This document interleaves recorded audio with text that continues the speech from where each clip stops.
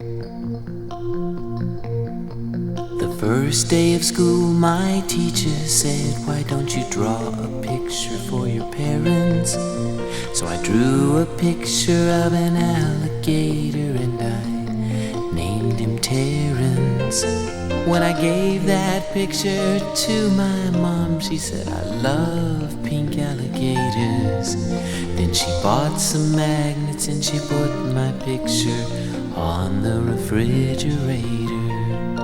And she said she put it there so that everyone would see how much she liked my picture and how proud she is of me. Now when the teacher asks me why a drawing takes so long, I say, 'cause it's a refrigerator picture for my mom. Refrigerator picture for my mom.